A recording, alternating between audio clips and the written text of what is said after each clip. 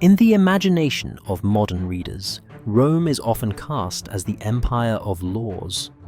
Marble columns rise as emblems of justice. The Latin tongue becomes the ancestor of legal codes, and the Roman magistrate is remembered as the stern guardian of civic order. Yet, at the heart of this legal system lay a brutal paradox. The same civilization that enshrined concepts of citizenship rights and contracts also perfected a framework in which millions of human beings were treated not as people, but as property. Roman jurists were explicit. A slave was a rare thing. He or she was catalogued alongside cattle tools or household furniture. The great legal commentator Ulpian would later write, "Slaves are considered as things, not persons." The phrase is clinical, but its consequences were enormous. Once a human life is reduced to property, the protections of law no longer apply to flesh and blood. Instead, they apply to the interests of the owner, whose rights of possession became absolute. The Romans themselves developed a chilling expression for this reduction instrumentum vocale, a speaking tool. In their taxonomy, tools came in 3 varieties. The mute tool was the plough or the hammer. The semi-speaking tool was the ox or mule. And the speaking tool was the slave. The distinction seems logical on a ledger. In reality, it meant that a woman rocking a child in the atrium or a man working in the vineyards was legally as animate and disposable as a pickaxe. This framework was not an aberration at the edges of Roman law, it was foundational. Contracts of sale listed slaves like livestock. Wills distributed them like coinage. Court cases debated the liability of a buyer if a purchased slave turned out to be sick or defective, the same way one might argue about the soundness of a horse. What emerges from these records is not an empire that forgot humanity, but one that systematically translated human life into economic value. The consequences played out across every corner of Roman society. In the countryside, slaves harvested olives and grain under the sun, their backs as expendable as the soil itself. In cities, slaves polished marble floors, taught elite children Greek, or prepared dinners in smoky kitchens. Their presence was so ubiquitous that Roman authors often described households not by their architecture, but by the number of servants it contained. The size of one's slave retinue was a measure of prestige, as essential to elite image as jewels or land. But prestige was purchased at the cost of erasure. Once a slave was reduced to property, the master's will determined the horizon of possibility. Some masters treated slaves with a kind of paternal leniency, granting privileges, small allowances, or even eventual freedom. Others ruled with unrelenting cruelty, using beatings, sexual exploitation, or public humiliation as daily instruments of authority.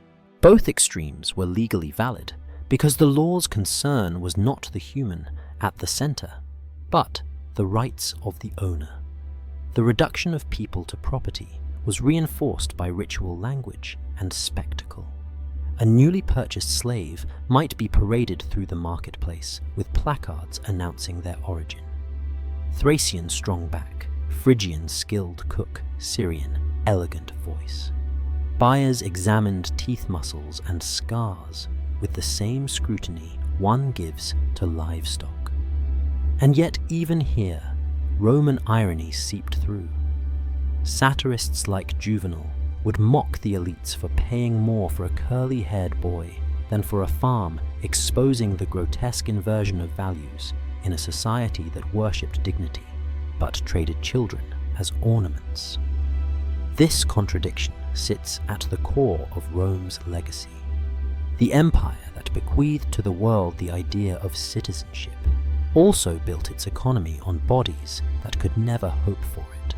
The The society that revered self-control virtue and gravitas openly normalized a marketplace where human beings were commodities. Roman law offered protections to contracts, estates, and property transfers, but when it came to the slave, the protections were inverted. The law safeguarded the master's dominion, not the slave's survival. And yet this brutal clarity also explains Rome's endurance. By reducing slaves to property, the state avoided the dilemmas of personhood. Masters had latitude, markets had supply, and the apparatus of law ran smoothly because it was not burdened by questions of human rights. It was a system designed for efficiency, but at its heart was a void, a silence where the voices of millions should have been. That silence is what we inherit when we speak of Roman greatness. We remember aqueducts, roads, and codes, but forget that every stone was laid by speaking tools. We recall Cicero's speeches on justice, but ignore the slaves carrying his scrolls. To begin to understand the real Rome, we must first acknowledge this foundation, a society that defined an entire class of people as objects, a civilization where the cost of splendor was measured in human lives reduced to property. This was not incidental. It was the bedrock of Roman law, and therefore of Roman identity. To speak of Rome without speaking of its slaves is to accept the marble without noticing the mortar. And to examine what, if anything, restrained the master's hand, we must begin with this truth: in Rome, law itself was written to protect ownership, not humanity. That is the paradox we now follow, how a world of statutes and courts codified both civilization and cruelty in the same breath. To grasp the roots of Roman slavery, we must travel back to the city's earliest legends, to the age of Romulus, the mythical founder and first king. Roman tradition tells us that from the very beginning, enslavement was woven into civic life, not as an afterthought of empire, but as one of the city's foundational practices. Dionysius of Halicarnassus recounts that Romulus granted fathers the right to sell their own children into slavery, a grim power that blurred the line between family and property. The act was not symbolic. It established at the birth of Rome the principle that the freeborn child could be reduced to a commodity when circumstances demanded it. This was no isolated cruelty, but an adaptation to the precarious conditions of early Rome. The settlement was small-ringed by rival tribes constantly trading captives in war and raids. Slavery, in its most basic form, was a byproduct of tribal conflict. To lose in battle was to risk being dragged back across a border bound and resold. At this early stage, slaves were not faceless multitudes, but individuals folded into modest households. A farmer might own one or two, perhaps, captured in a skirmish or purchased at a village market. Their roles were intimate sharing in the same labor, eating similar food, sometimes sleeping under the same roof beams. Because of this intimacy, the relationship between master and slave in Rome's infancy was not yet the impersonal cruelty of the later Republic. Masters depended on their slaves not just for labor, but for survival. In small homesteads, to beat or starve a slave was to sabotage one's own harvest, to risk rebellion from the very person who milked the goats or tilled the field beside you.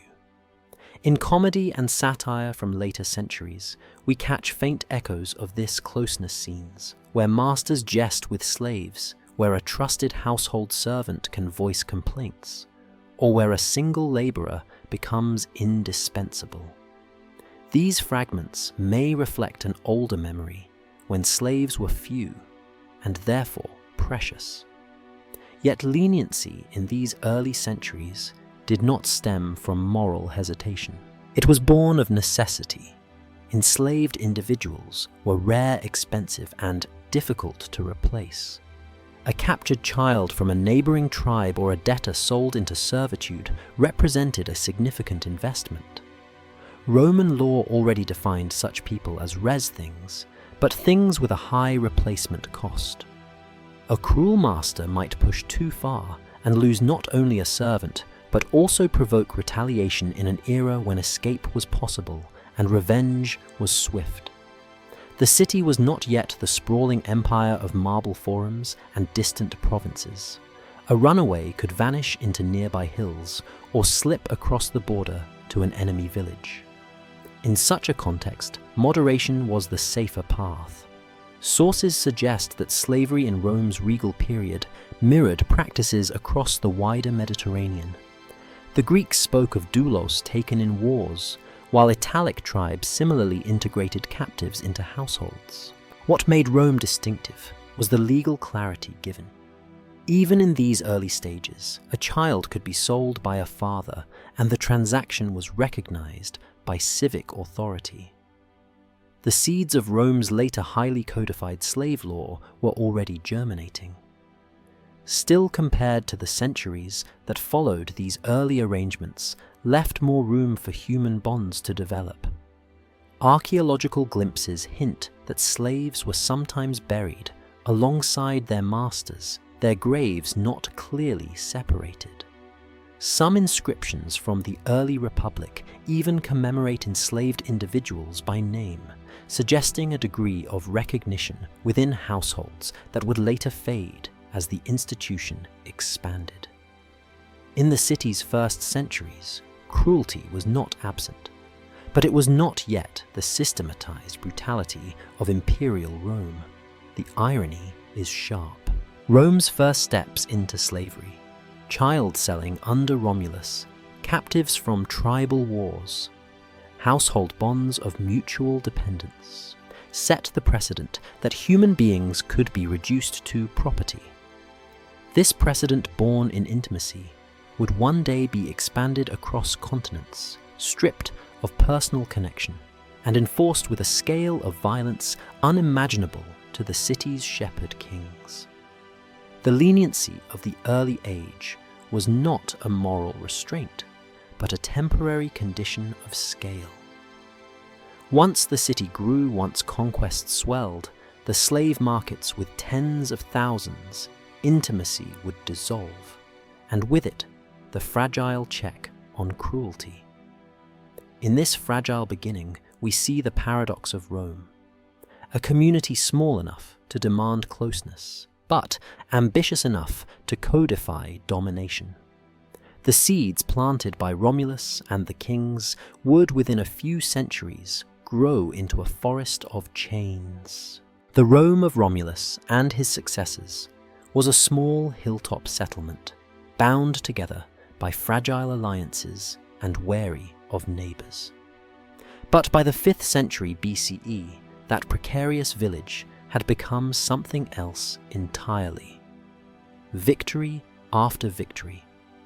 First over rival Latin tribes, then over Etruscans, Samnites, and eventually Carthaginians, produced a constant stream of captives. And every captive was a body to be sold, a body to be owned.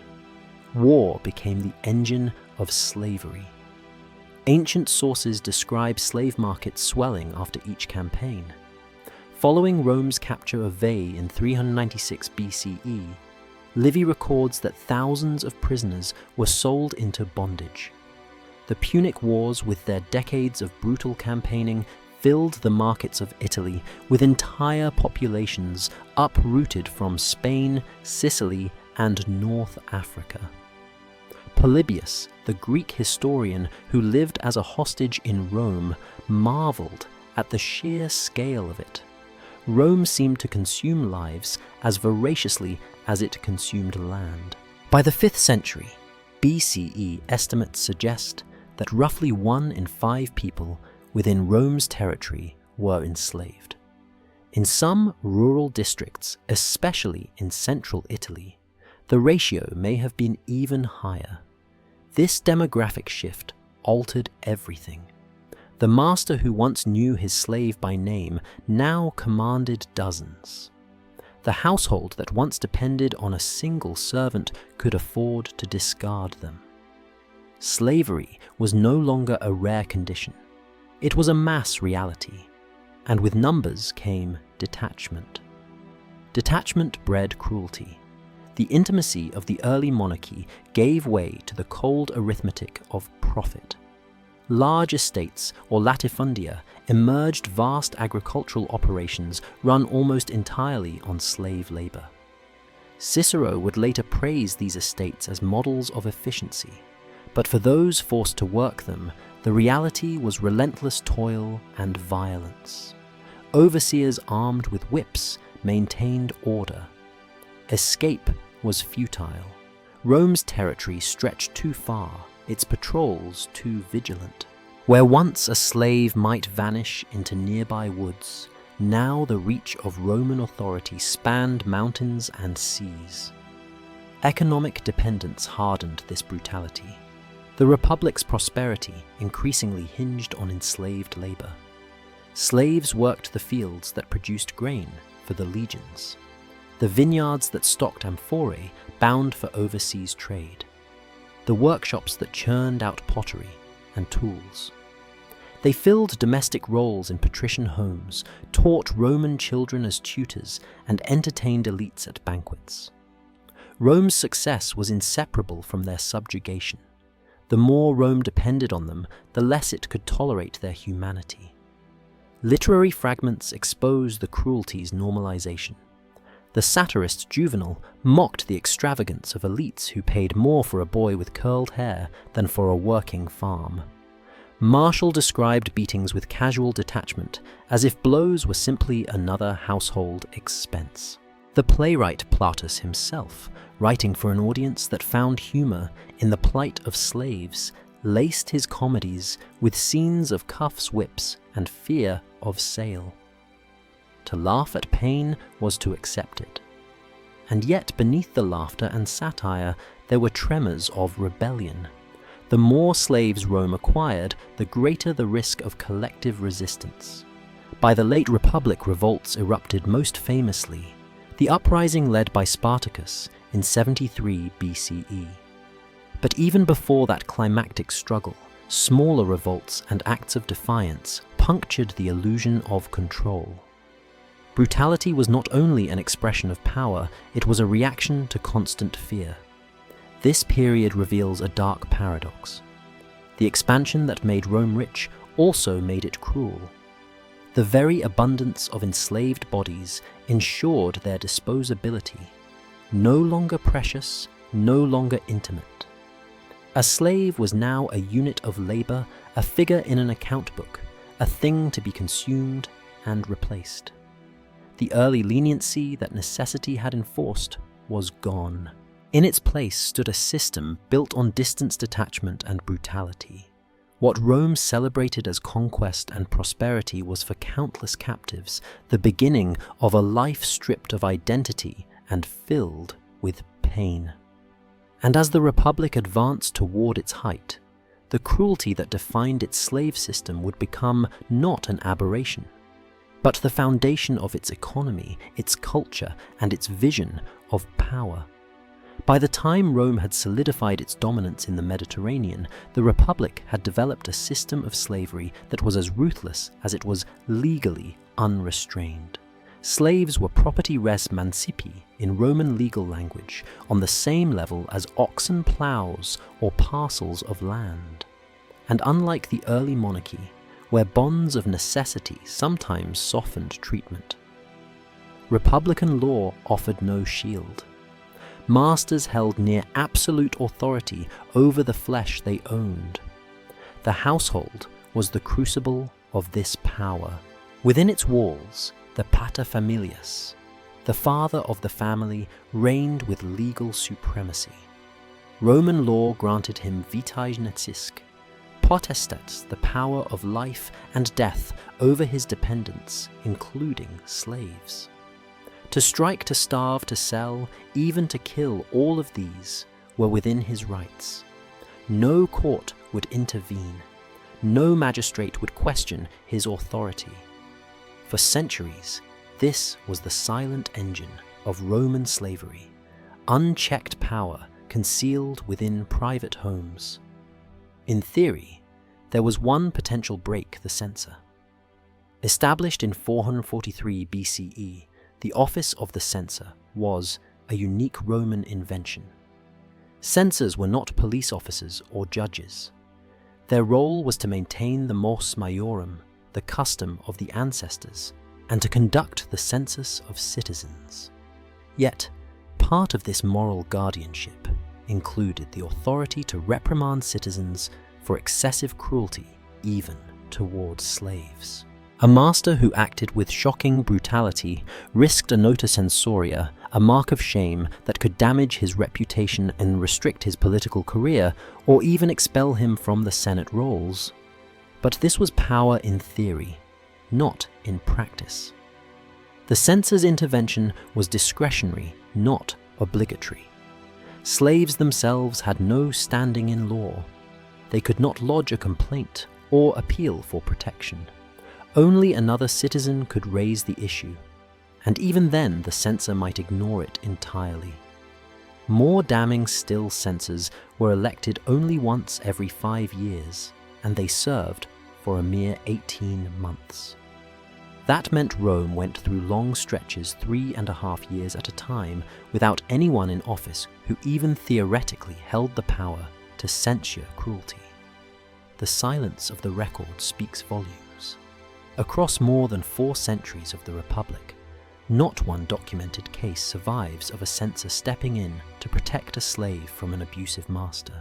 We cannot say it never happened, but the absence is telling. If such interventions occurred, they were rare exceptions, not systemic protections. This legal void fostered a culture of casual violence. Within the Republic's sprawling city blocks in villas across Italy, and in the great latifundia of conquered lands, cruelty became a normal part of the social order.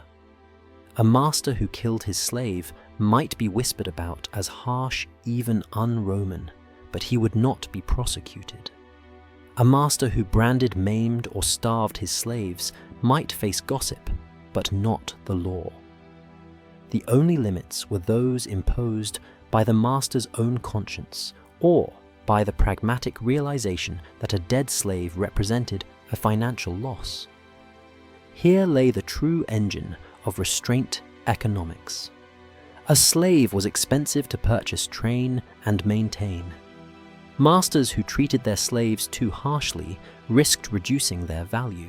In the writings of agriculturalist Cato the Elder, we glimpse this brutal calculus. He advises selling old or sick slaves when they no longer turn a profit, treating them not as humans, but as worn-out tools. The logic was not mercy, but efficiency. To outsiders, Rome appeared as a republic of laws, a society obsessed with order, contracts, and precedent. Yet beneath this veneer lay a stark contradiction. The very society that prided itself on legal precision maintained an entire class of people excluded from law itself. For slaves, there was no appeal, no rights, no recourse. They lived entirely at the mercy or the whim of their owners. This unchecked power shaped not only daily life, but also the broader psychology of Rome. Masters grew accustomed to absolute control, to seeing obedience reinforced through pain, to assuming silence as proof of loyalty. It hardened the divide between free and enslaved citizen and non-citizen human and speaking tool. And once normalized in the household, that mentality seeped outward, reinforcing the Republic's broader culture of domination in politics, war, and empire. The Republic gave the world its proudest legacy, a framework of law, citizenship, and civic participation. But for the enslaved, it gave something else entirely, a world where law ended at the threshold of the master's house and power reigned unchecked. In the Republic's homes and fields, Violence against slaves was not hidden. It was part of the scenery, a ritual of dominance repeated so often that it lost its shock.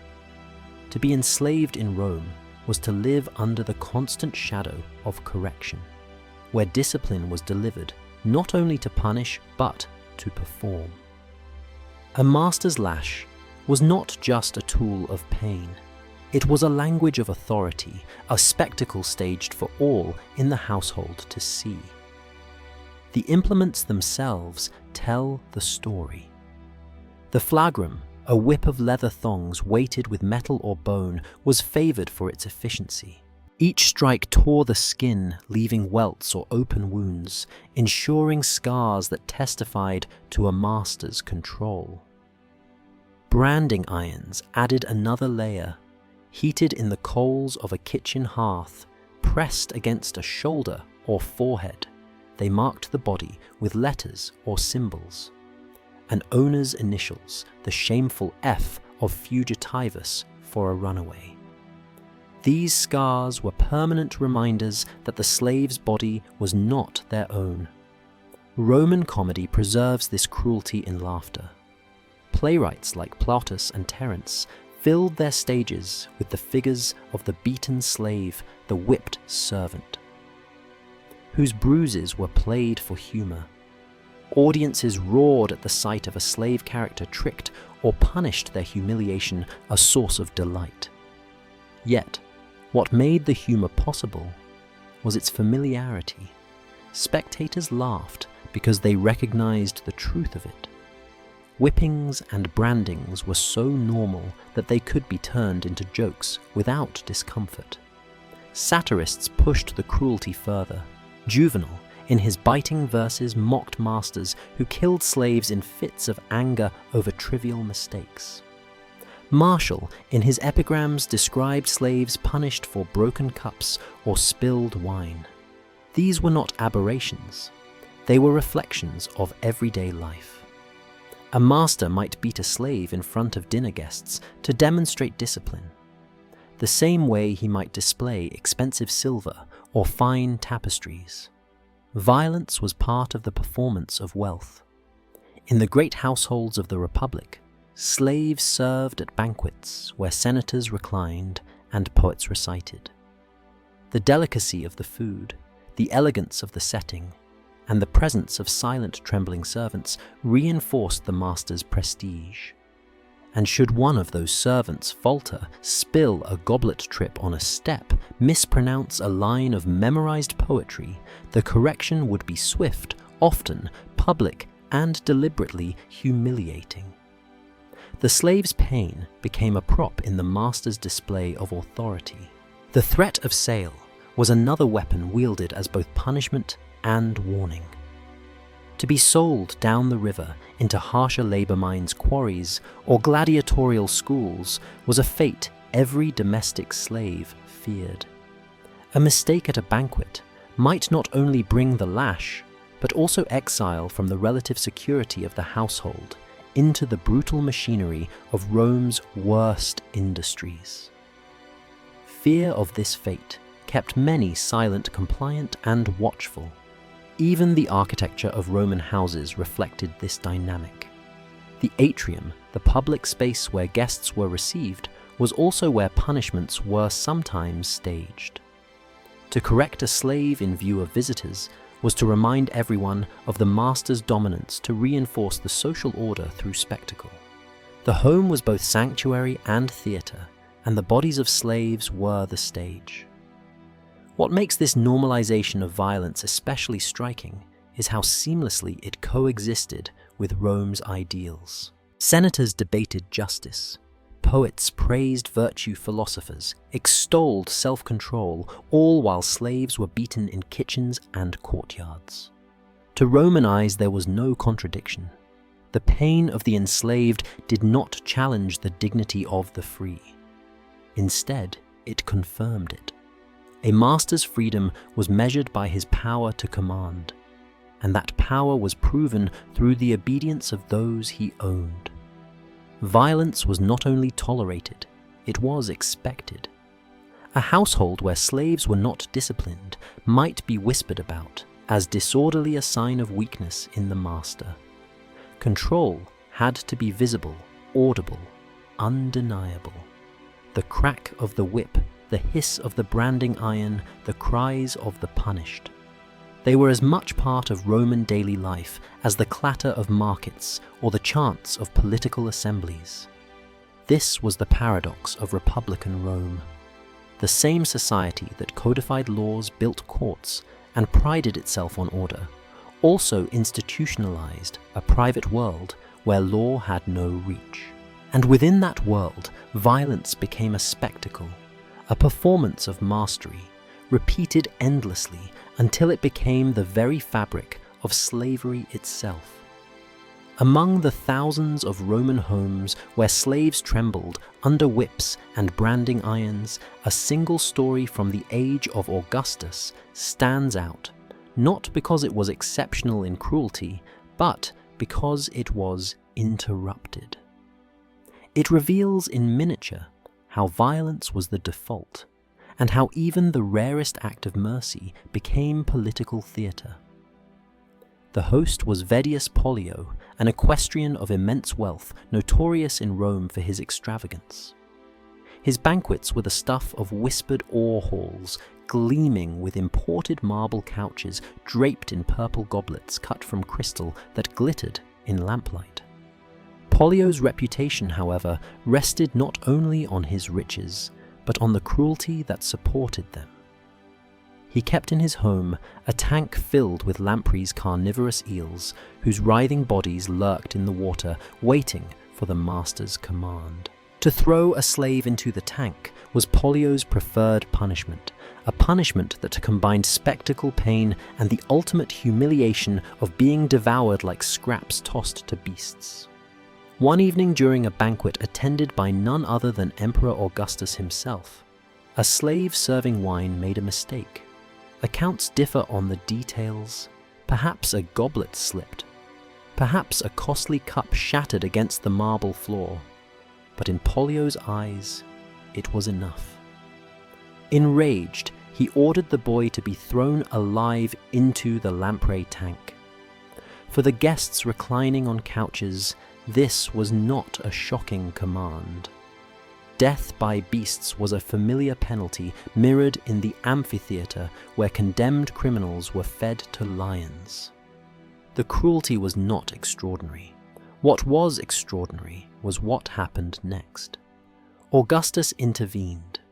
According to the historian Seneca, the emperor's response was swift and theatrical. He stopped.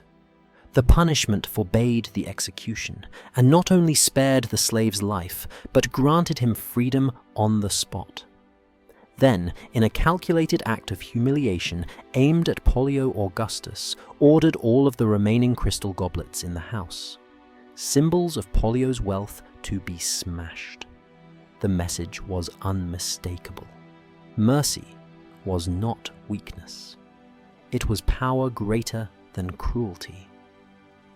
This story has survived precisely because it was unusual. Rome's masters almost never faced interference in their treatment of slaves. That Augustus chose to act says as much about politics as it does about morality. He was carefully constructing his image as Pater Patriae, the father of the fatherland, a ruler whose authority extended into every household.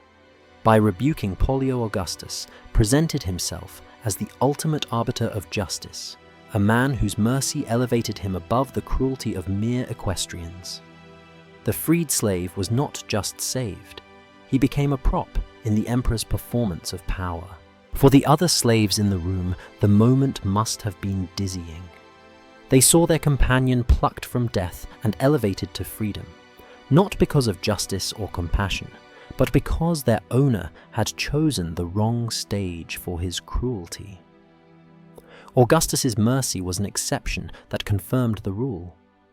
Most of the time there was no intervention, no rescue, no reprieve. Historians like Seneca used the episode as a moral lesson, contrasting Pollio's extravagance and brutality with Augustus's magnanimity. But even in their telling, the humanity of the slave is almost invisible. The boy remains nameless, faceless, a cipher. His freedom mattered only insofar as it highlighted the emperor's virtue. The story is remembered not because a life was spared, but because it reflected well or poorly on the powerful. And yet, the tale resonates because it peels back the veil of inevitability. It shows that cruelty was not fated. A master's order could be checked, even overturned, if a greater power chose to intervene. It hints at the fragile, contingent nature of absolute authority. For a moment, the whip hand faltered, and the system's brutality was exposed not as natural, but as a choice. In that marble hall, among shattered crystal and writhing eels, Augustus staged a lesson for Rome. Cruelty was not abolished, but subordinated. Violence remained the backbone of slavery, but the emperor could decide when and how it would be displayed. And that was the ultimate message, that mercy itself was just another form of control exercised, rarely dramatically, and always to the glory of Rome's ruler. If Augustus's intervention at Pollio's banquet symbolized the theater of mercy, a century later, another emperor, Hadrian, would perform a similar act, this time not at a glittering feast, but in the quiet judgment of an exile decree. It is a story that reveals both continuity and change. Cruelty remained the ordinary language of slavery, but imperial correction occasionally appeared as a spectacle of justice carefully framed for the public eye. The woman at the center of the episode was Umbra, a Roman matron of standing. Her household was large, her resources plentiful, and like thousands of others, she ruled over enslaved women and men with nearly unchecked authority. One day, provoked by some minor mistake, a spilled jug, a missed duty, Umbra ordered one of her young female slaves to be savagely beaten. Beatings themselves were not remarkable. They were the everyday grammar of Roman slavery. But Umbra's punishment was so extreme, so gratuitous, that it crossed the line even for a society desensitized to violence. Word reached Hadrian. Unlike Augustus, who interrupted cruelty in the very moment of its performance, Hadrian responded afterward with the authority of the state. He exiled Umbra from the city for 5 years. For a Roman matron, exile was devastating. It meant removal from networks of kinship, the silencing of one's voice in civic life, the erosion of honor. Yet, it is telling that the punishment did not center the victim. The enslaved woman fades from the record entirely. She is remembered only as the occasion for a matron's disgrace.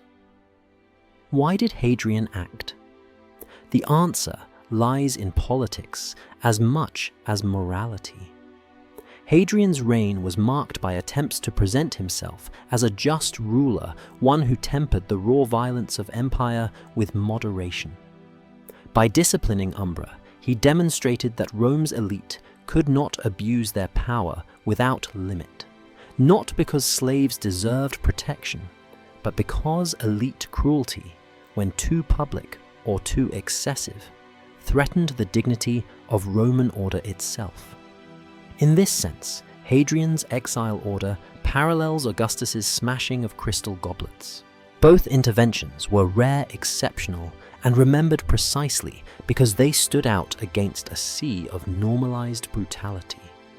They reinforced the emperor's supremacy by showing that only he could draw the line, only he could define what counted as too much. Mercy and justice were not systemic protections, they were imperial privileges dispensed sparingly to enhance reputation. For the enslaved population of Rome, such acts were double-edged.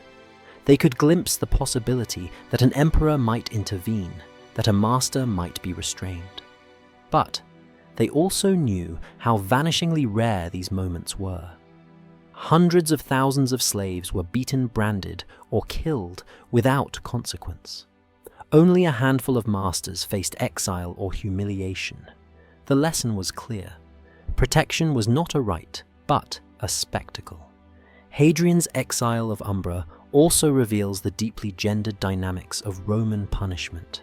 In a society that prized the self-control of elite men, the image of a matron losing her temper, descending into unbridled violence, struck a discordant note. By exiling her, Hadrian may have been disciplining not only cruelty, but also perceived feminine excess. In this way, the enslaved girl's suffering was folded into a narrative about controlling women as much as about restraining masters. The broader pattern is unmistakable. Augustus and Hadrian are remembered not for building a system of slave protection, but for dramatizing rare acts of intervention that burnished their images. The cruelty of Pollio and Umbra lives on in history books, not because it was unusual, but because emperors used it as a foil to display their own power. The enslaved themselves remained nameless, voiceless. Their pain refracted through the reputational concerns of the elite. Thus, when Hadrian exiled Umbra, he was not rewriting the script of Roman slavery. He was confirming it absolute control belonged to masters, unless and until the emperor himself chose to step in. And even then, the intervention was less about justice for the enslaved than about justice for Rome's image of itself. By the dawn of the 1st century BC, Rome was already a city drenched in paradox. Its senators spoke endlessly of liberty or civic virtue, of the freedom that made Rome superior to all other peoples. Yet, in the same breath, those very men relied on the labor and suffering of an enslaved class that had become indispensable to the empire's wealth. Out of this contradiction emerged the first faint glimmers of restrictions on masters, though to call them protections for slaves is misleading. They were never written with the enslaved in mind. Rather, they were designed to regulate the institution itself, to prevent chaos, and to protect the dignity of the Roman elite. The earliest significant steps came not in the form of humanitarian reform, but in laws governing manumission, the act of freeing a slave. Two statutes stand out, the Lex Aelia Sentia of 4 CE and the Lex Fufia Canina of 2 BCE. At first glance, these laws might appear generous, recognizing freedom as a possibility. In reality, they were instruments of control. The Lex Fufia Canina limited the number of slaves that could be freed by will at the moment of a master's death. For a small household with only 2 or 3 slaves, all might be freed. But for a great estate owning hundreds, the proportion shrank dramatically. No more than 100 could be manumitted, even if the master wished to release them all. The law did not ask whether slaves deserved freedom. It asked whether society could tolerate a sudden flood of freedmen, men and women who might blur the lines between citizen and chattel. Freedom itself was treated as a potential contagion, something that had to be rationed. The Lex Aelia Sentia added another layer of control. It required that any slave freed before the age of 30 must pass through special approval, usually by a magistrate or council, unless exceptional circumstances applied. Why 30? Because Roman lawmakers equated maturity with loyalty and feared that younger freedmen might turn reckless or disloyal. To the Roman mind, a 25-year-old freedman was not a man deserving of liberty. He was a risk to public order. These laws reveal the central truth about early restrictions. They were never aimed at improving the lives of the enslaved, but at protecting the architecture of Roman society. A slave's body might be whipped to death with impunity, but his freedom was treated as a matter of national security. Legal attention fell not on cruelty, but on the dangerous possibility that too many slaves might become too free too fast. Even in these laws, the enslaved had no voice. The decision to free them or not remained entirely in the hands of masters. The law did not imagine slaves as human beings with inherent rights. It imagined them as units of property whose liberation had to be carefully regulated. The state cared not whether a man suffered, but whether the numbers on its census rolls shifted too quickly. Yet, in their own way, these statutes marked a subtle turning point. For the first time, the Roman state acknowledged that slavery required management, that the sheer scale of bondage posed challenges even to the ruling class. No one spoke of the morality of ownership. No one asked whether it was right to brand, beat, or exploit. But lawmakers began to worry about the consequences of unbridled manumission, about how the balance between slave-freed and citizen might destabilize the carefully maintained hierarchies of Roman life. It is tempting to see these laws as trivial, mere bureaucratic tinkering, but for enslaved people themselves, they loomed large. A slave who hoped to be freed at his master's death might discover that the law itself forbade it. A young woman released by a sympathetic patron might find her freedom declared invalid because she had not yet reached the magical threshold of 30 years. The laws were invisible shackles stretching beyond the grave of the master, binding the enslaved, even when fortune seemed to smile on them. In later centuries, these measures would be remembered not as humanitarian reforms, but as the first codified recognition that slavery in Rome was not merely a private matter. It was a public institution, one that the state guarded as jealously as its armies, or its laws of inheritance. When we speak of the first legal restrictions on masters, we must remember what they truly were. Restrictions on generosity, restrictions on freedom, restrictions on any crack that might weaken the empire's foundation of bondage. Rome could tolerate 1,000 cruelties in the shadows of its villas, but it would not tolerate too much liberty. In that sense, the Lex Aelia Sentia and the Lex Fufia Caninia stand as monuments not to mercy, but to fear. They show us a society terrified not of its own brutality, but of the possibility that too many of its captives might slip through its fingers. The Emperor Claudius, often remembered for his limp, his stammer, and the condescension of the Senate, left a peculiar mark on the history of slavery. His reforms, though small in number, stand out precisely because they represented some of the first cracks in Rome's granite wall of absolute masterly authority. Claudius did not end cruelty. He did not dismantle the institution. But he did something radical for his time. He admitted in law that a slave might possess a sliver of protection against abandonment.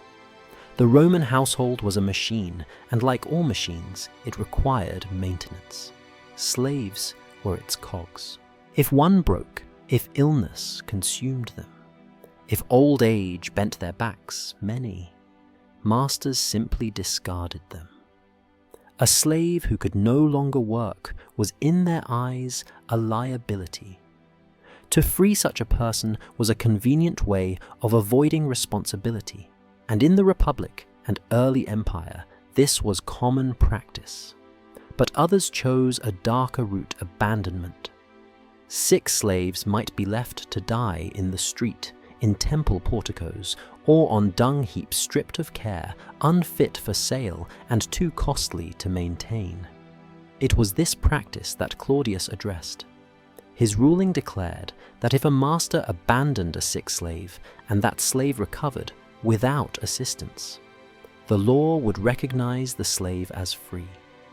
In other words, survival itself nullified ownership.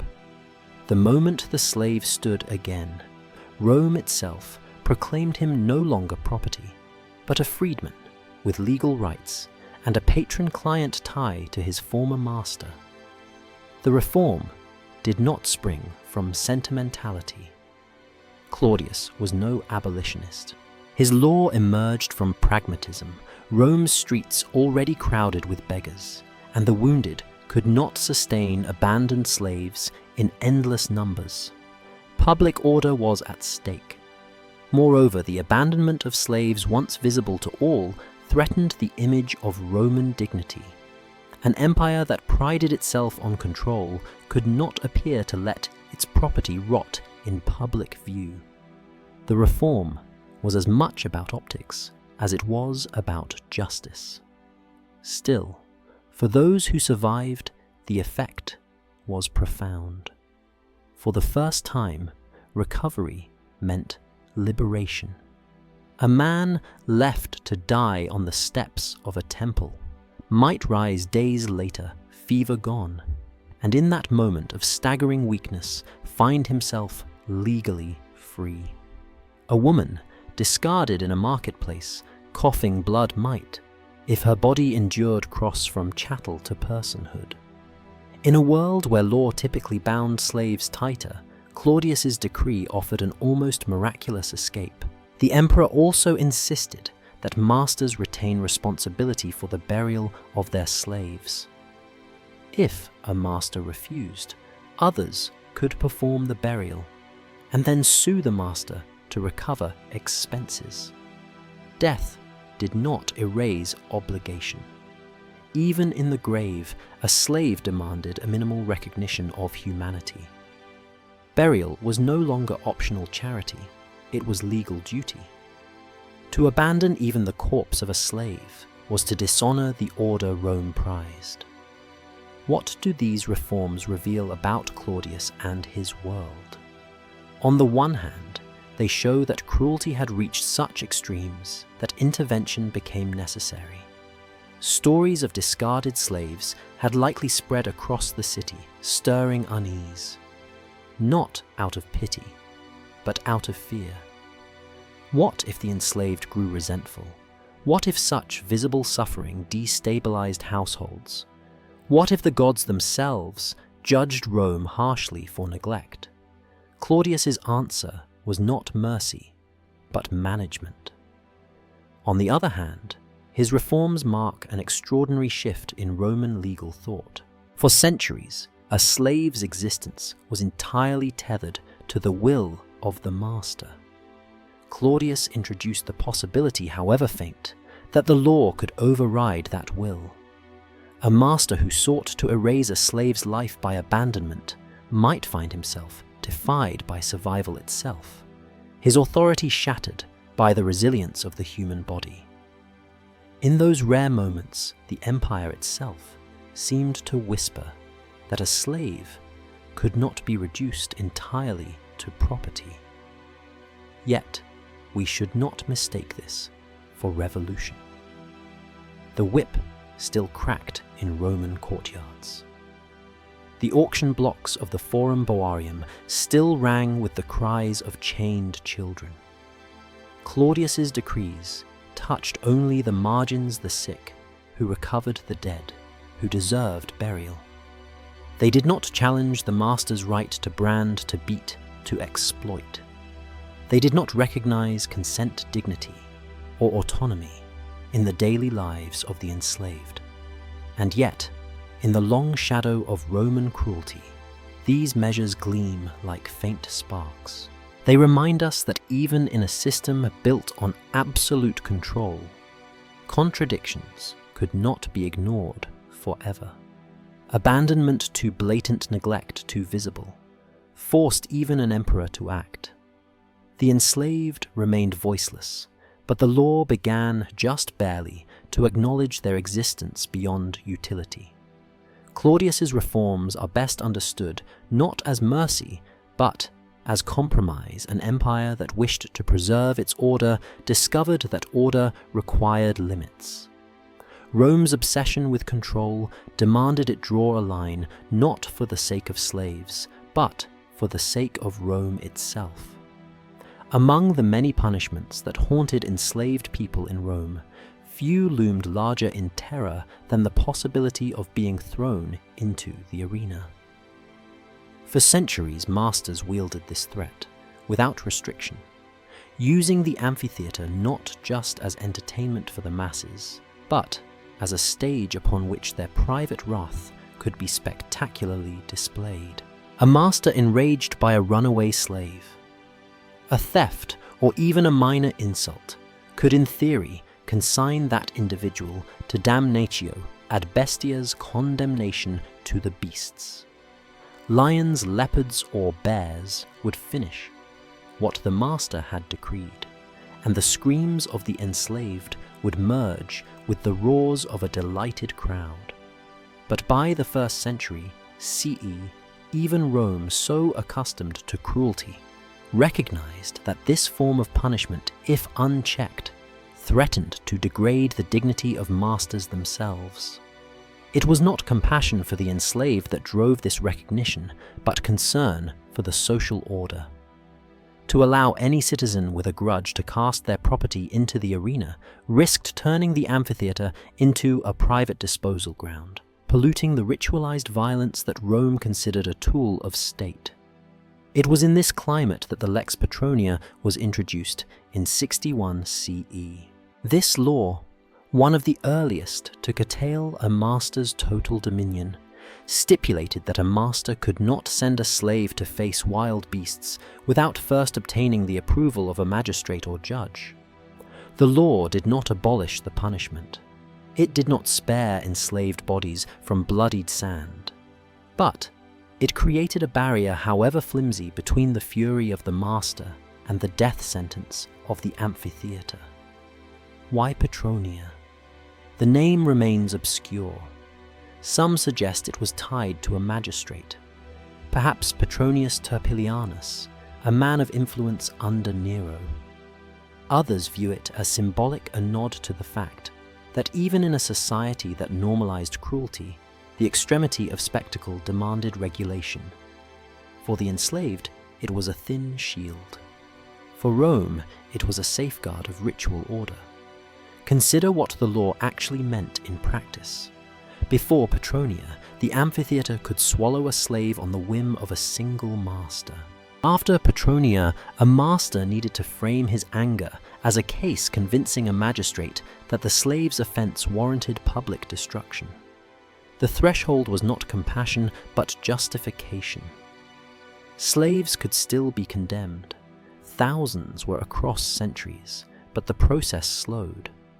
Some masters, unwilling to endure delay, resorted to more private punishments, branding, scourging, crucifixion. Others still sought the thrill of public execution, but had to cloak it in the garb of legitimacy. Literary sources remind us of the reality. Petronius Arbiter, whose satirical Satyricon captured Rome's grotesque appetites, described households where cruelty was casual entertainment. Martial's epigrams mocked the cruelty of masters who demanded blood as casually as they demanded wine. Juvenal sneered that Rome's elite would rather see a servant mauled than endure a moment of inconvenience. Against such a backdrop, Petronia's law stands as both astonishing and inadequate. Archaeological remains tell their own story. The Colosseum and its provincial cousins bear inscriptions commemorating damnatio ad bestias sentences. Inscriptions reveal that women as well as men were condemned, often stripped naked, before release into the sand. To the watching crowd, these were not individuals. They were object lessons, warnings to the enslaved, and cathartic theatre for the free. Petronia's reform then did not dismantle this machinery of terror. It refined it. By interposing the authority of a magistrate, Rome ensured that executions carried the weight of civic sanction, not just private vendetta. Public cruelty was preserved, but framed as justice. To the enslaved, this distinction mattered little. The beasts did not discriminate, but to the Roman sense of order, it mattered enormously. What is striking is the paradox. Rome prided itself on law, on structure, on the rituals of legitimacy. Even in brutality, rules were required. The Lex Patronia demonstrates how deeply the Romans needed cruelty to wear the mask of procedure. The amphitheater was not meant to look like murder. It was meant to look like justice, even if that justice was no more than a performance staged with claws and teeth. For enslaved people, the law changed little in outcome. Few could imagine appealing to a magistrate. Fewer still could alter a master's will. But the very existence of such a law reveals unease, an implicit acknowledgement that the total power of the master could, if made too visible, endanger the stability of Rome itself. Cruelty was acceptable so long as it was orderly. Thus, Petronia's legacy is not mercy, but choreography. Rome continued to kill, but in rhythm with authorization under the gaze of the state. For a society built on domination, this was not a contradiction. It was the essence of control. Among the most brutal practices inflicted on enslaved boys in Rome was castration, a mutilation that erased their reproductive capacity and transformed them into eunuchs or spardanes. Though Roman writers loudly criticized the practice, often branding it as an Eastern corruption, the reality is that it occurred often enough to provoke repeated bans. The story of these bans reveals Rome's conflicted attitude toward power, sexuality, and control, as well as its deep hypocrisy.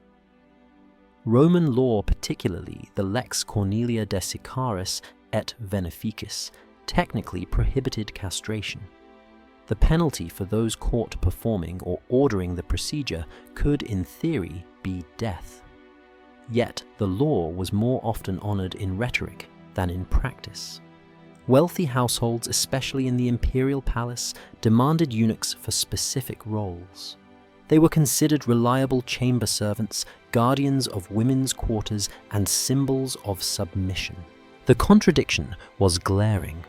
The law condemned the act, but the elite prized its results.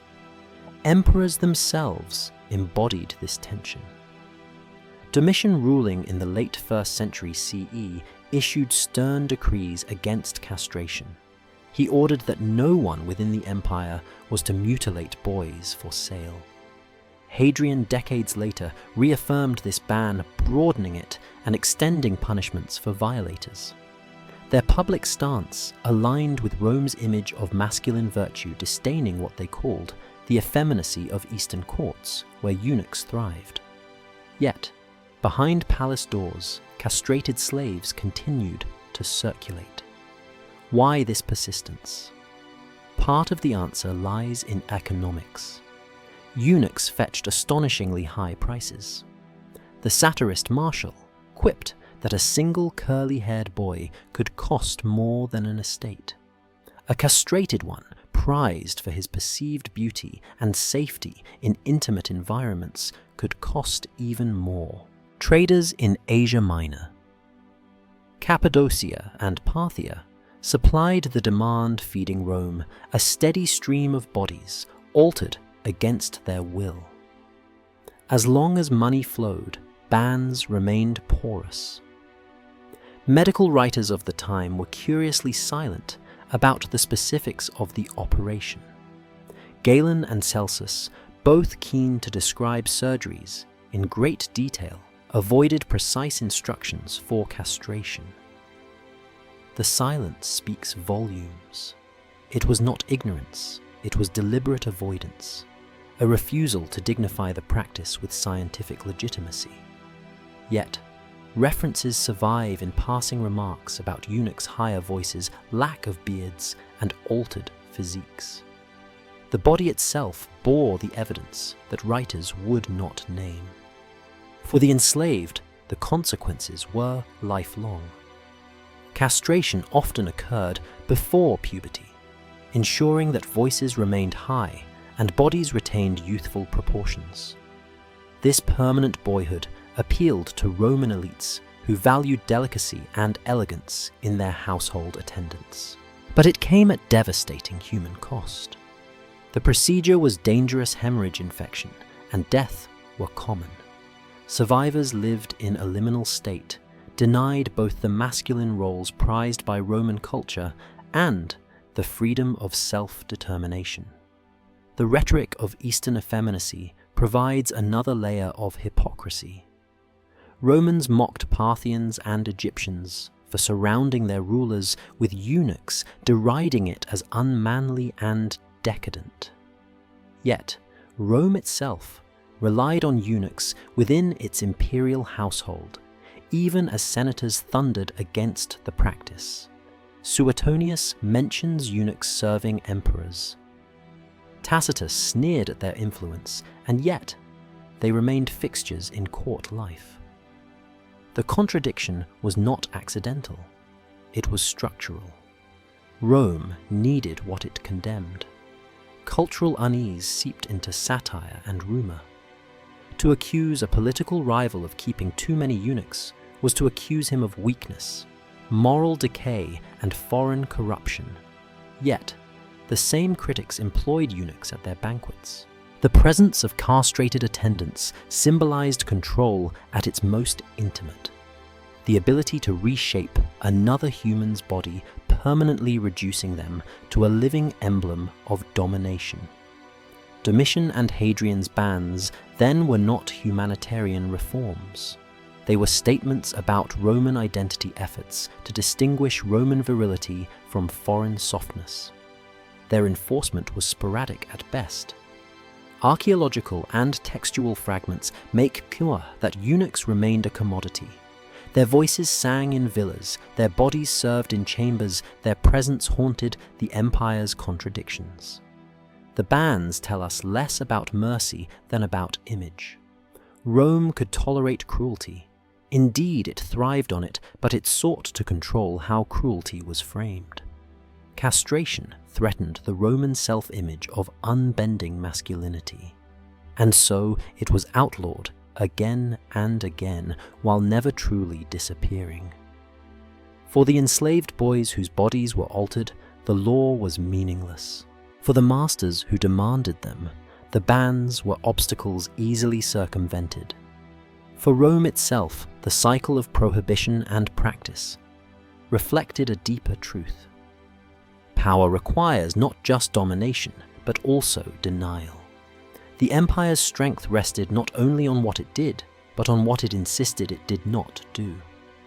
By the 2nd century CE, a quiet but significant shift had begun to stir within Roman law. Though slaves remained legally classified as property, not people certain emperors started to carve out the faintest of protections. Protections that looked revolutionary on parchment, but in reality left the everyday brutality of slavery intact. Among these emperors were Antoninus Pius and Constantine, whose reforms are often cited as milestones in the legal recognition of slaves' humanity. But when examined closely, they reveal the paradox of Rome's mercy, limited, selective, and framed more as a defense of order than of compassion. Antoninus Pius, who reigned from 138 to 161 CE, introduced a legal innovation that at first glance seems groundbreaking.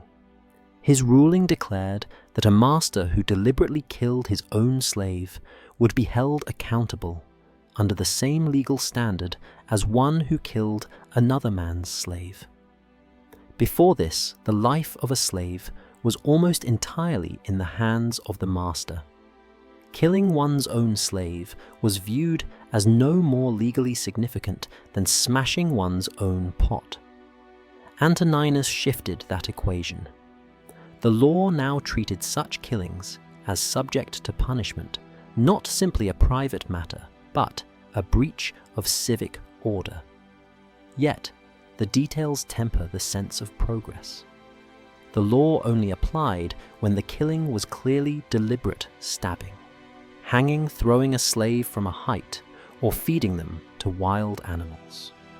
Death from normal punishments, whipping, chaining, overwork, was excluded.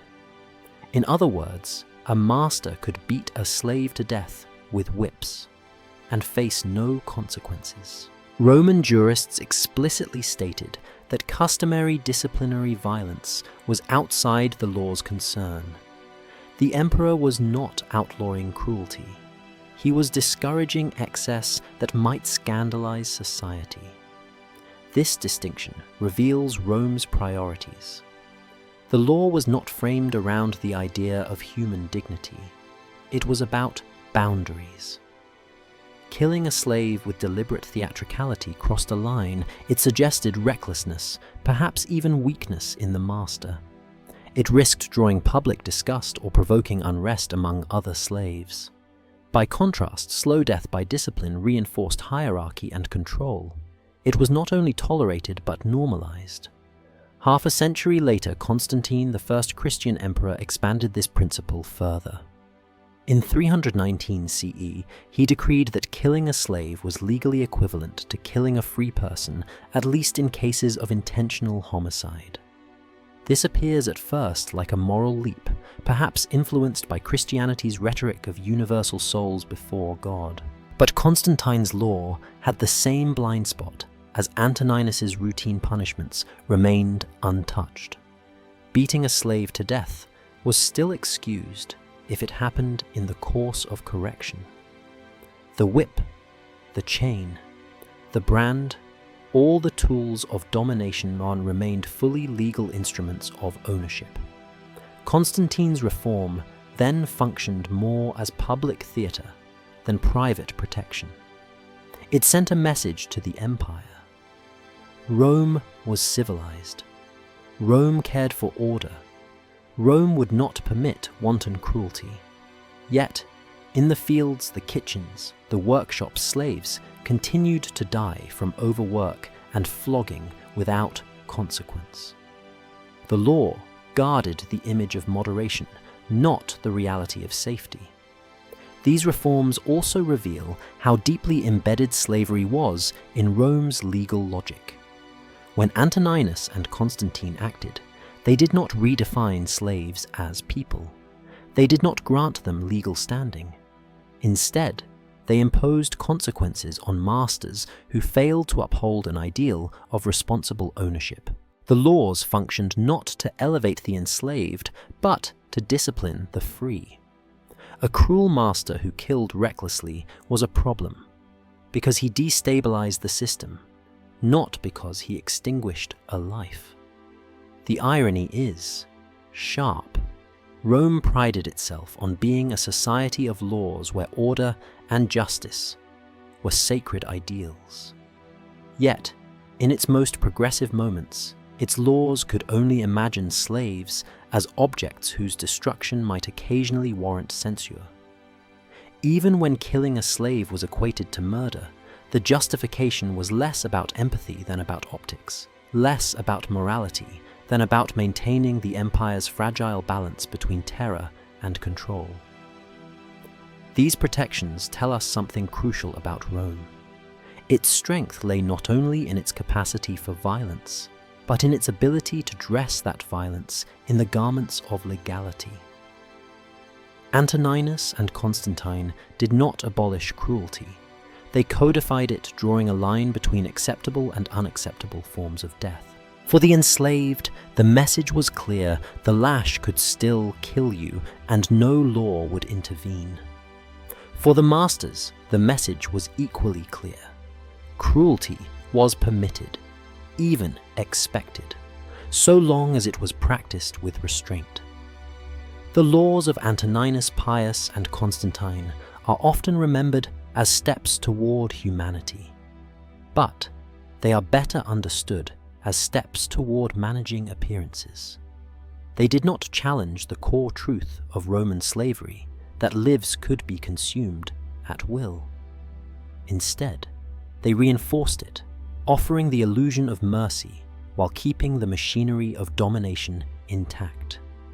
Beneath the grandeur of Roman law, where emperors and jurists debated justice, another system quietly regulated the lives of the enslaved.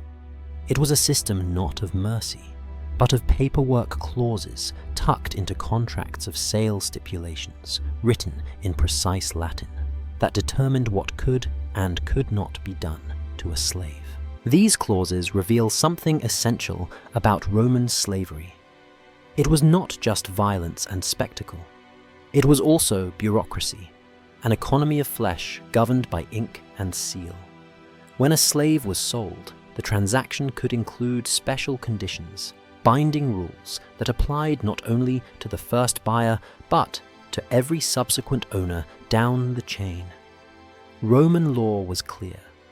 Once attached, these clauses followed the slave like an invisible shackle shaping their destiny.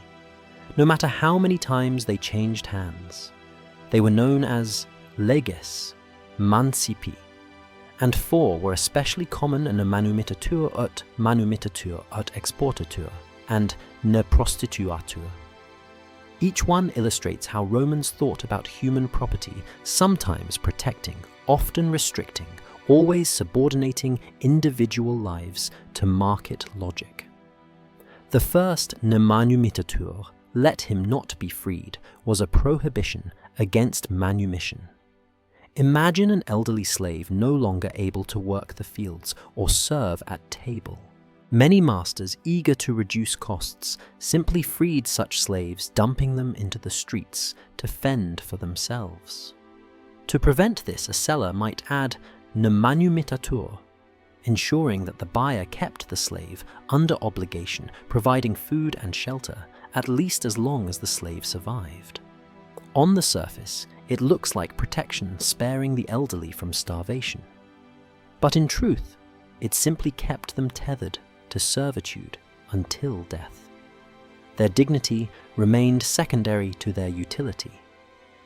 The opposite clause ut manumittatur, let him be freed, was more hopeful. It required that the buyer grant the slave freedom after a set number of years, or at a specified event such as the seller's death. For some slaves, this was the closest thing to a contract of hope, the certainty that freedom would eventually come. Yet, even here, freedom was conditional, purchased through loyalty or good behavior. It was not a right, but a privilege, an option written into a ledger. The third clause, ut exportatur, let him be exported, was harsher. It forced the buyer to remove the slave from a particular city or province and barred them from bringing the person back. This clause was often used when sellers feared that a freed slave might return to the community and cause unrest. For the enslaved, it meant exile, torn from familiar places, forbidden to return even if liberty someday arrived. It turned the body into a commodity, not just of labor, but of geography, shuffled like goods across the empire's vast map. The fourth ne prostituatur, let her not be prostituted, stands out. Unlike the others, it explicitly acknowledged a limit on sexual exploitation.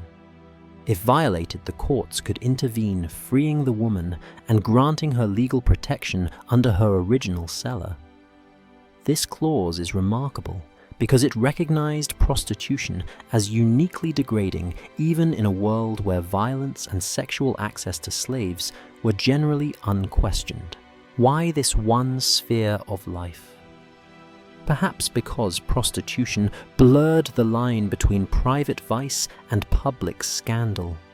A master's cruelty in his home was invisible, but forcing a woman into prostitution turned her body into a public commodity visible to clients and society alike. Rome's lawmakers may have sought to prevent the humiliation of prominent families by barring such practices. Yet, for all their variety, These clauses shared one thing. They were not written for the slave. They were written for the sellers, the buyers, and the system.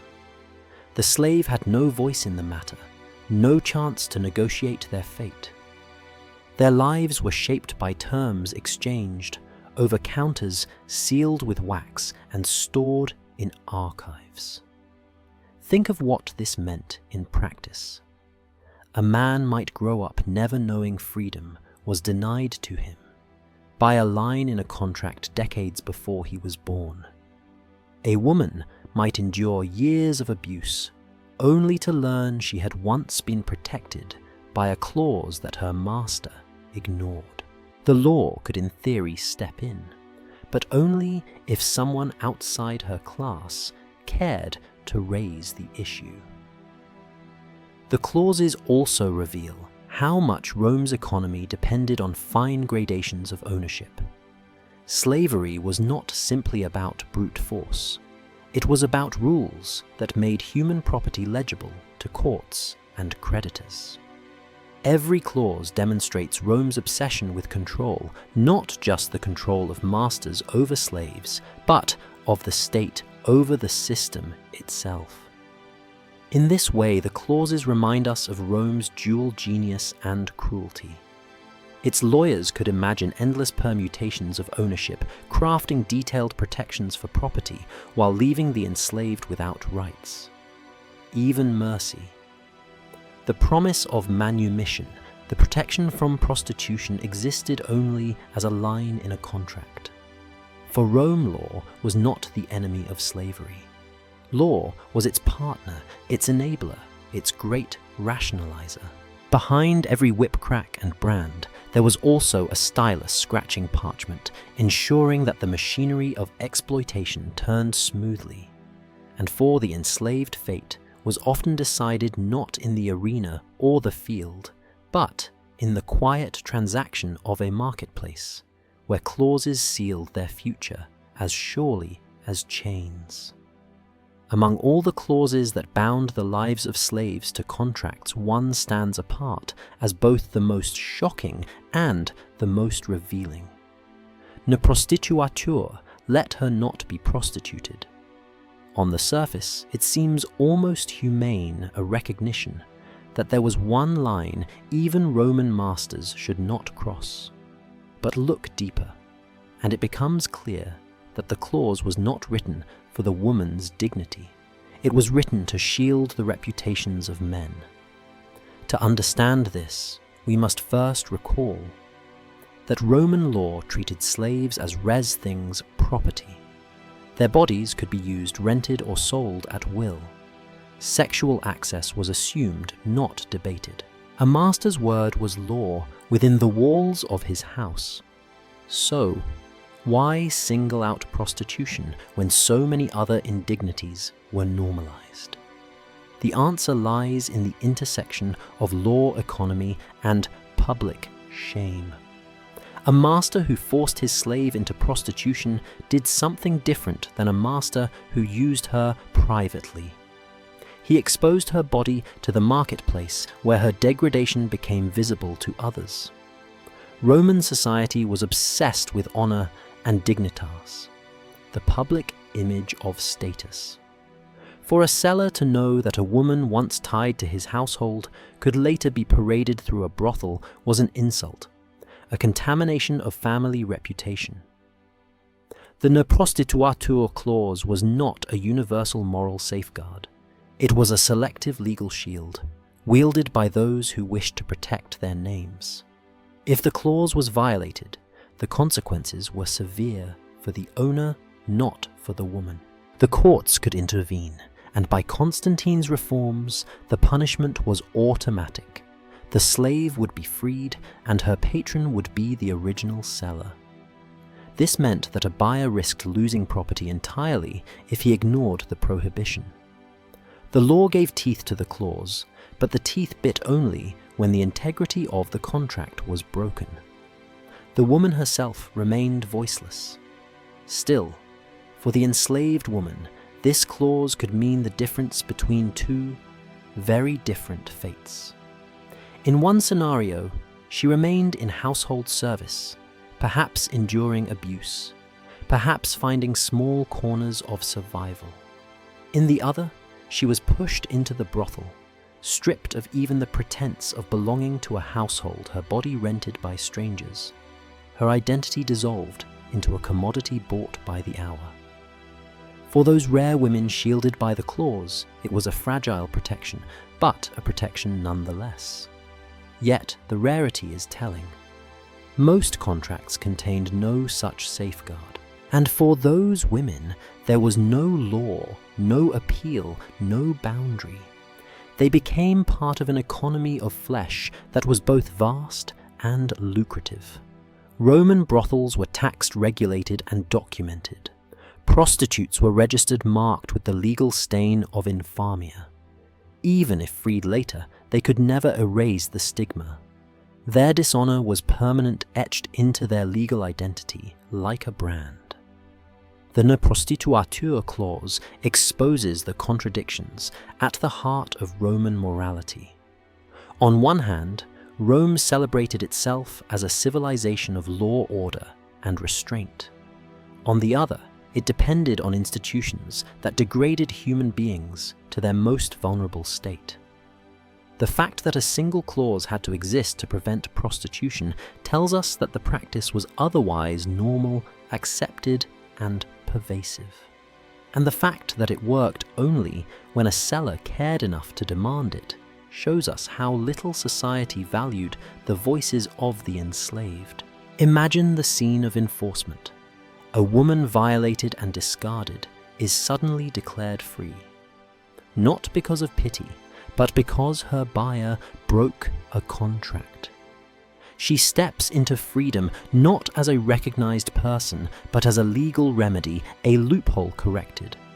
Even her liberation is not her own. It is the byproduct of male agreements property law transmuted into accidental mercy. Why prostitution, and not whipping, not branding, not forced mining?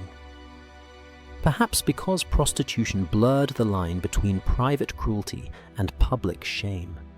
It put the master's vice on display, turned his dominance into a matter of public consumption. Roman law, so often blind to pain, could not ignore dishonor. In this way, the ne prostituatur clause is less about compassion and more about protecting the theatre of Roman respectability. And yet, it lingers as a paradox, one of the only points where law recognized that the enslaved body could be too far degraded. That even within a system of property there were boundaries of scandal, but boundaries drawn for the wrong reasons.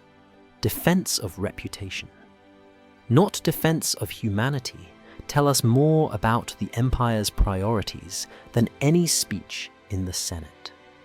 In the end, the prostitute clause is a fragment of law that shines light on the darkness of the whole.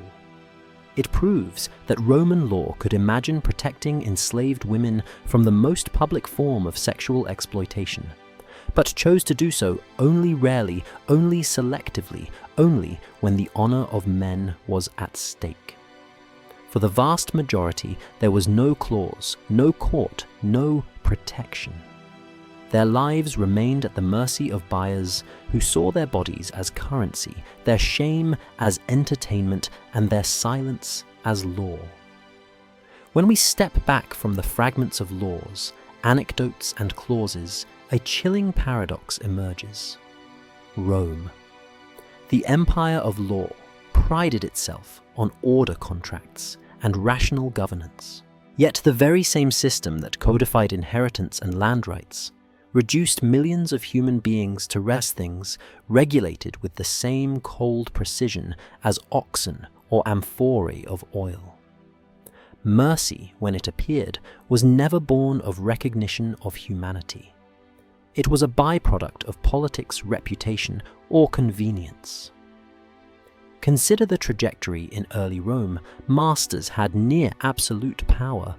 By the height of the empire, a scatter of Laws restricted certain cruelties: no throwing slaves to beasts without a judge's approval, no castrating young boys, no prostituting women when the contract forbade it. Emperors like Augustus and Hadrian intervened in rare cases not to protect the enslaved, but to remind the public that imperial power outranked even private cruelty. The message was never slaves are people too. It was always the emperor alone sets the limits of violence. Even reforms that sound compassionate dissolve under scrutiny. Claudius's rule that 6 slaves abandoned by masters would be freed seems merciful until we realize that it incentivized owners to simply dispose of the unprofitable before illness made them a liability. Constantine's decree equating the murder of a slave with the murder of a free person might look revolutionary, but it applied only when intent was clear and spectacular daggers, hangings, beasts. The daily deaths from lashings, starvation, or overwork remained invisible to law.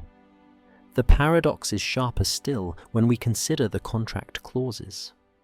A woman freed because the ne prostituatur clause was violated did not walk into liberty as a person recognized by the state. She was a loophole corrected, a clause enforced. Her freedom was not justice, it was collateral damage of property law. Rome's mercy was procedural, not moral. So what does this reveal about the nature of Roman civilization? This was an empire obsessed with legality, with inscribing control onto stone tablets and bronze plaques, with shaping behavior through statutes and decrees. And yet, when it came to slaves, the laws show us not recognition, but regulation. The enslaved were not protected from harm. They were managed as assets. Laws existed to maintain social stability, prevent unrest and safeguard reputations, not to affirm the dignity of human lives. And yet we cannot dismiss those small cracks in the edifice. Each law, however warped, reveals a tension. If society had to legislate against castration, it meant castration was common enough to spark outrage.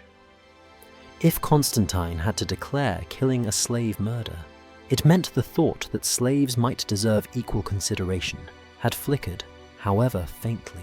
If contracts contained clauses against prostitution, it meant at least some sellers recognized the brutality of what buyers might do. These moments do not redeem the system, but they remind us that cruelty was never invisible. It was debated, legislated, justified.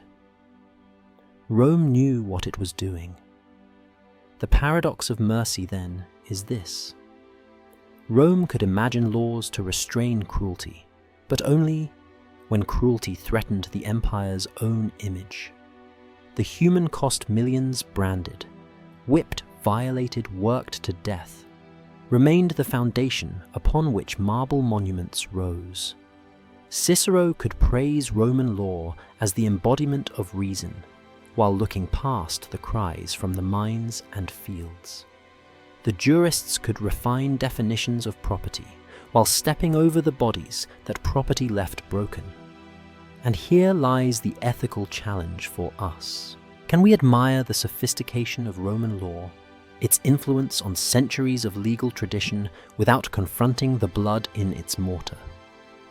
Can we marvel at aqueducts and arches while knowing they were built on the backs of men and women whose pain was legalized? The paradox of mercy asks us to see both the brilliance of a system that shaped the world and the cruelty that system chose to codify rather than cure. Rome's greatness was real, but so was its silence. And that silence, the deliberate erasure of enslaved voices, is the truest measure of the empire's limits.